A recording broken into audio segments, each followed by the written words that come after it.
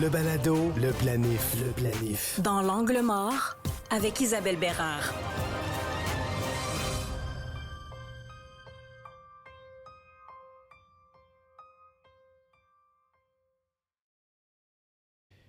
N'est pas millionnaire celui qui pense l'être, parce qu'aujourd'hui, c'est facile d'être millionnaire. Il suffit d'avoir un toit, d'avoir un fonds de pension et bingo, ça peut arriver très rapidement. Mais donc, être millionnaire sur papier, ça ne veut pas dire être capable de payer des factures. Non, effectivement, Fabien. En fait, pour plusieurs personnes, leur propriété, leur maison, leur résidence principale, c'est leur actif principal. Puis, ils voient ça, ça crée un sentiment de sécurité. Puis, pour plusieurs, même, la maison est synonyme de retraite. Ils se disent, bien, pour ma retraite, au pire, moi, j'ai ma maison. Ce qu'il faut comprendre, par contre, c'est qu'une maison, ce n'est pas un actif liquide. Elle ne génère pas de revenus.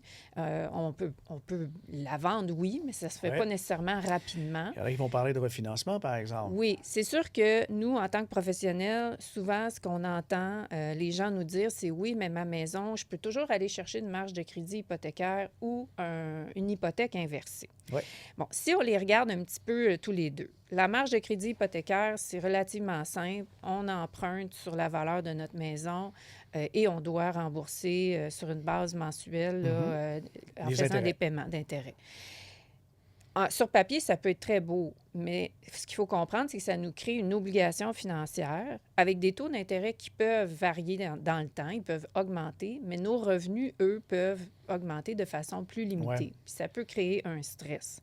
J'entends souvent parler de gens qui, justement, ont tout mis dans la maison, ont peut-être pas fait leurs devoirs, ne sont pas très curieux de la chose financière. Et quand ils veulent faire cette stratégie-là, le réflexe, c'est d'aller chercher des certificats de placement comme générateur de revenus, alors qu'ils payent peut-être moins que le taux hypothécaire. Oui, ça, c'est encore pire, effectivement. Si nos placements nous génèrent du 2 de rendement puis que notre prêt nous coûte 3,5 ou 4 ça ne marche pas.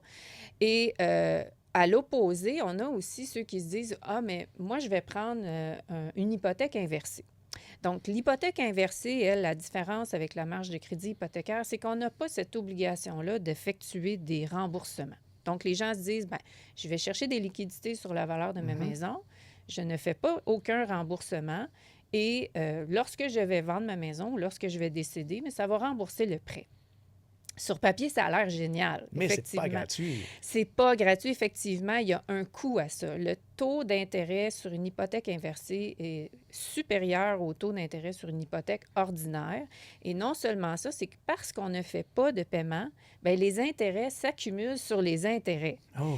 C'est un peu comme, justement, les intérêts composés sur nos placements, ça peut avoir un effet exponentiel. Fait que quelqu'un qui emprunte 150 000 sur la valeur de sa maison, après 10 ans, ça peut facilement valoir, la dette peut déjà valoir autour de 250 000, parfois même plus, là, selon le taux d'intérêt qui nous a été consenti.